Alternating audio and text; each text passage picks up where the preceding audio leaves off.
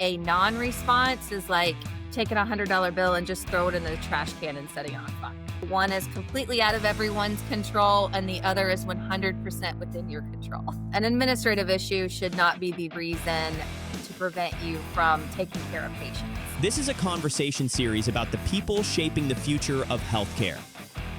These are the leaders who see opportunity where others see obstacles. Each episode highlights experts that understand the complexity of healthcare but choose to act with clarity, purpose, and optimism. We call ourselves co-conspirators because we aren't sitting around waiting for change. We are driving it. Welcome to the Co-Conspirator Track.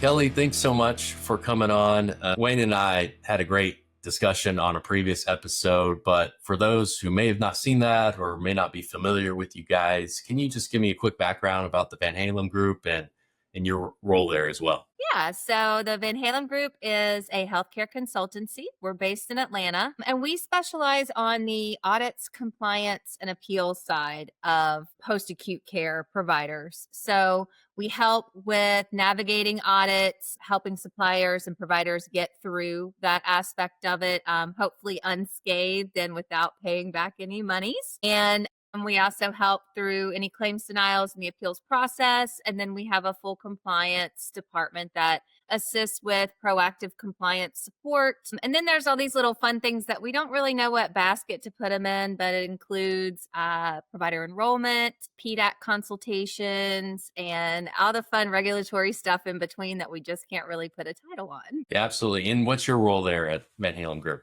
Yeah, so I'm the general manager. And I wear lots of hats, I will say, but certainly we have a clinical and a non-clinical team. And so I primarily handle the non-clinical team. So that's our appeals coordinator, audit, consultants, etc. Awesome. Thank you for that background.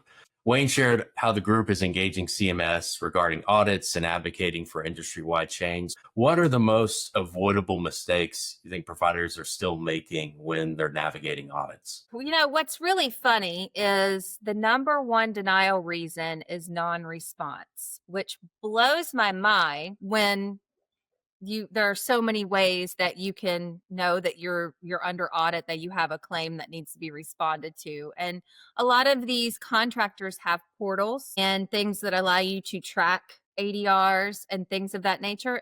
I'm always surprised when a provider isn't utilizing the tools that are available to them, because to me, a non-response is like taking a $100 bill and just throw it in the trash can and setting it on fire.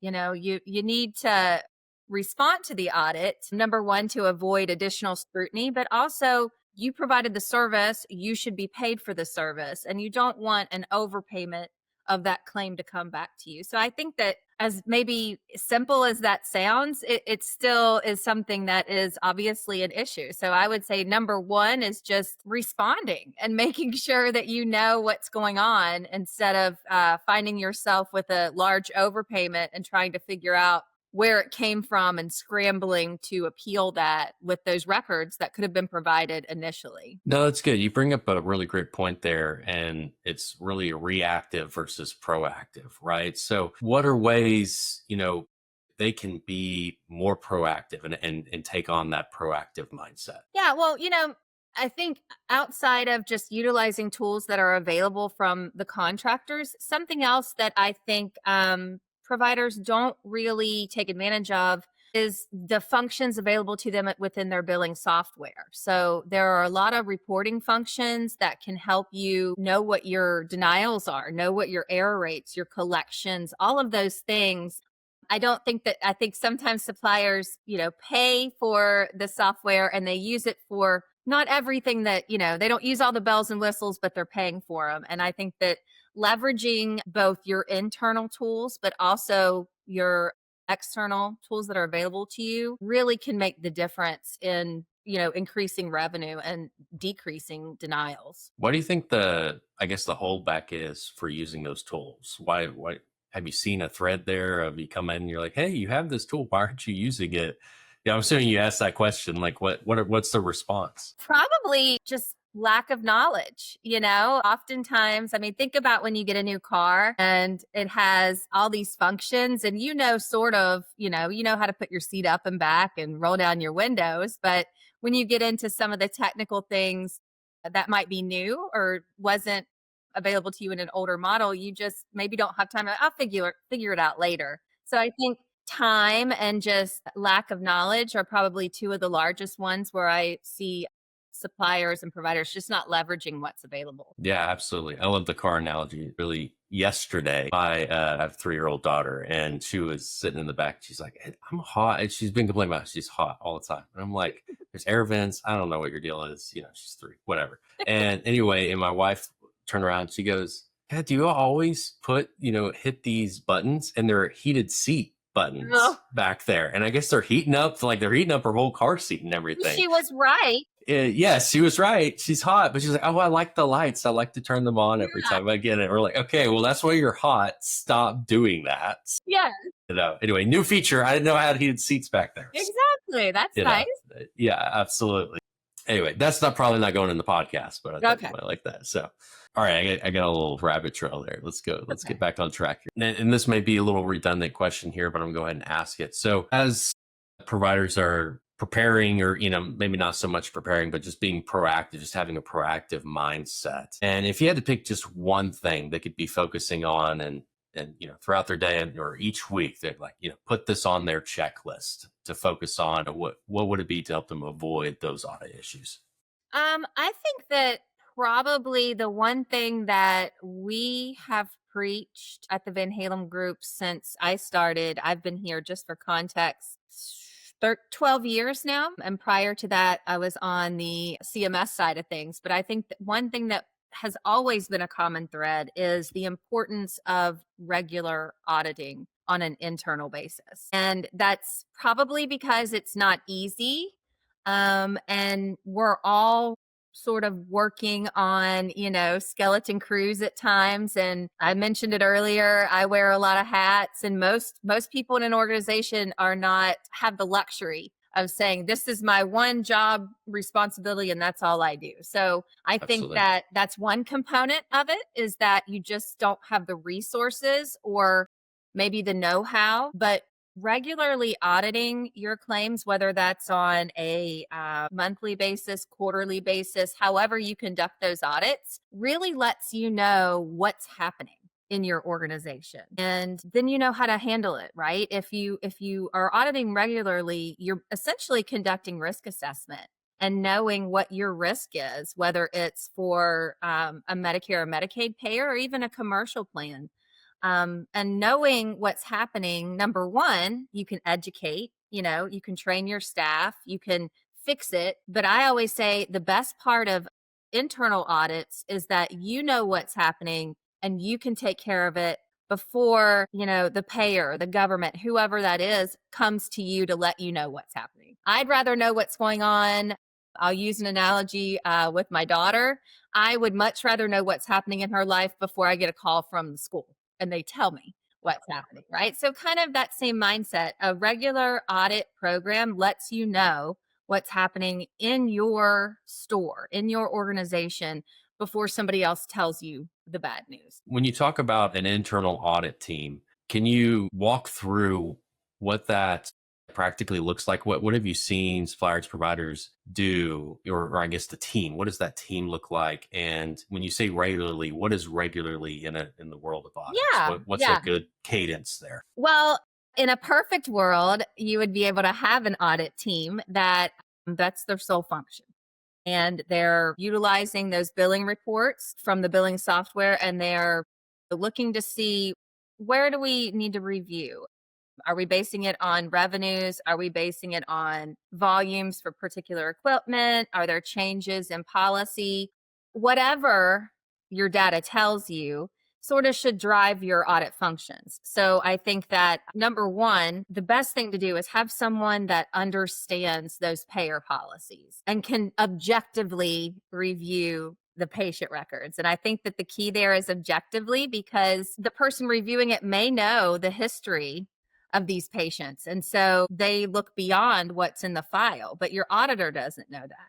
And they're not looking beyond what's in the file. So, probably the most important thing I would say is to have an individual that is able to objectively review the records against whatever the policies are and make the appropriate determinations. Now, you're always going to have an on the fence scenario, but you want to make sure whenever possible that it can be reviewed that way. But that's not easy. So, I would say that if a supplier is challenged with that, and or maybe they just don't have the bandwidth to, task someone with reviewing those records on a regular basis, I would maybe consider external resources. There are plenty of folks, Van Halem Group included, but there are plenty of groups that can help and provide some audit resources. And I would certainly figure out what's best for your organization and try to figure from the question on how often.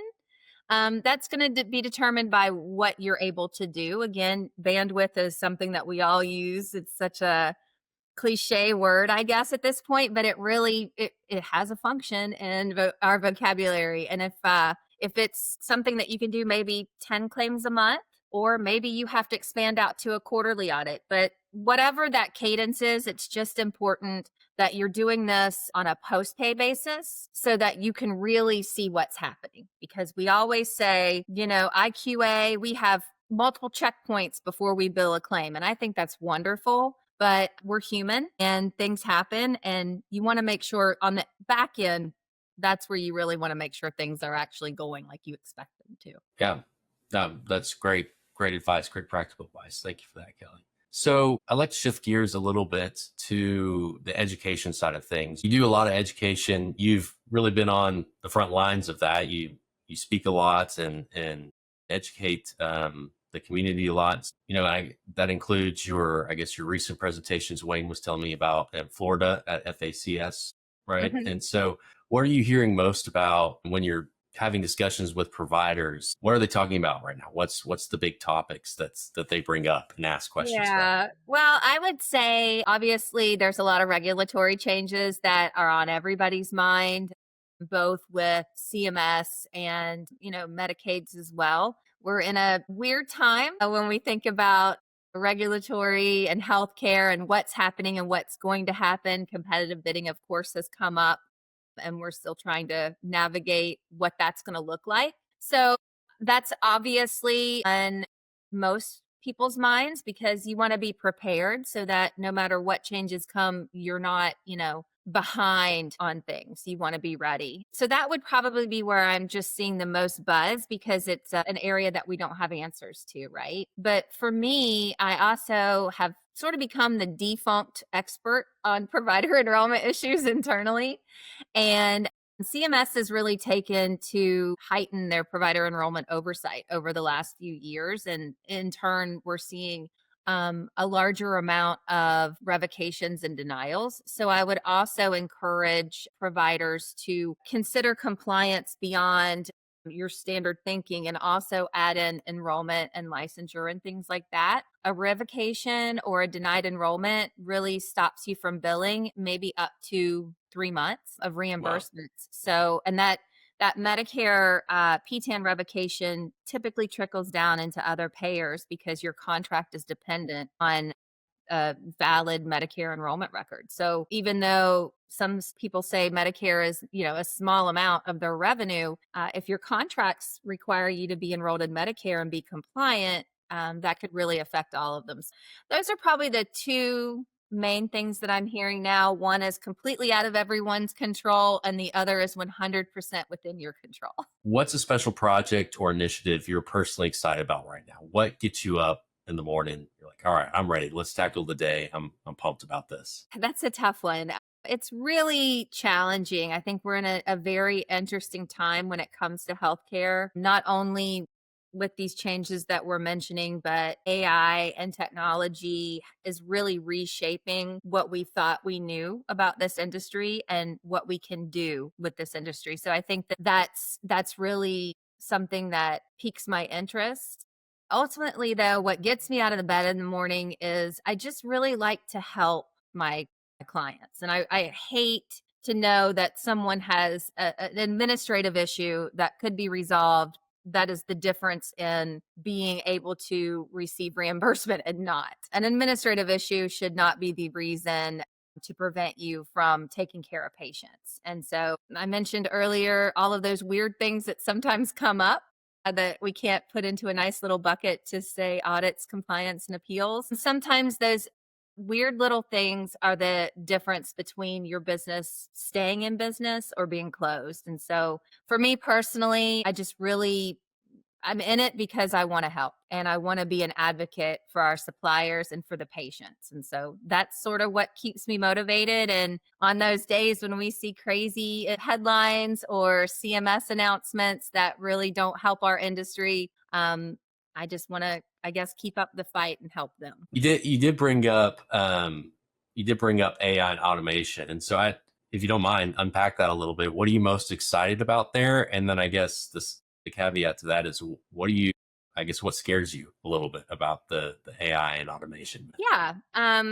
So I think that for the intended purposes that I've been presented with, at these conferences and seeing all of the new companies that are coming into the industry, I think it's wonderful in so many ways because we have heard for years that it's hard to staff. It's hard to keep staff. And when you can leverage AI to handle some of those issues, I think it's wonderful when you are able to, again, take that AI to do some of the other tasks to where you can spend time with your patients and really make sure that they're getting what they need, especially with the increase in keeping patients in the home. We want to be able to keep our family with us and keep them healthy. So I think that from that perspective, AI has really helped our industry with some of those functions that before not necessarily a menial or anything like that, because every job is important. But I think it really has just allowed us to spend more time and focus on some of the other areas. Conversely, where do I think that may be scary? I think that as we're continuing to see developments with these AI tools when it comes to reviewing records and making sure that coverage requirements are met, I'm scared that maybe not all policies are being captured correctly, or because it's so new, we're still seeing things being written and developed. So I just want to make sure that as our industry continues to adopt AI and everything that's associated with that, we're able to just sort of do a little double check, make sure everything looks right. And then we can sit and feel comfortable with that tool and spend more time on our patients.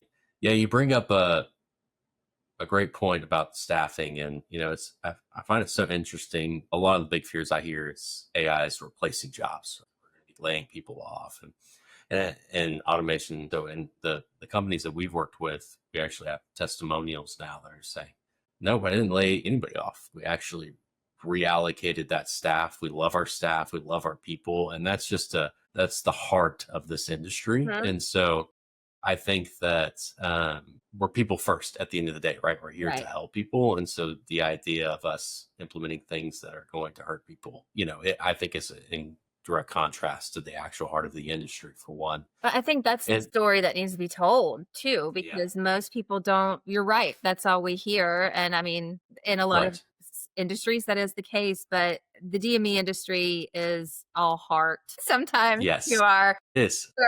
To a fault sometimes. Right.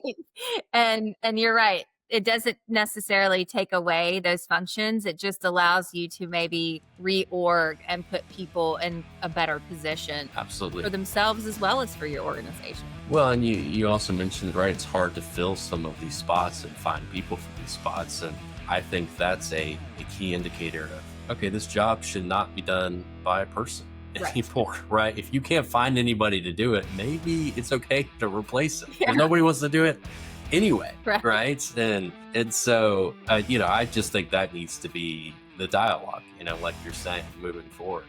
Hey, we're not here to replace, we're here to scale and grow and provide better care. Exactly. And if you're not worrying about all this other piddly stuff and if AI and automation, it's not like it's, a human doing it, right? It's not replacing the creativity and the care and the empathy of a human. You literally can't do that. I don't think you will ever be able to do that. Right.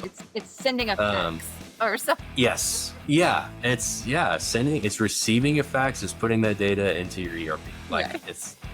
which is crazy. Right. So why is someone doing that? No one wants to do that anyway. Right. So anyway, so that's my 2 cents. That's my contribution to the podcast today.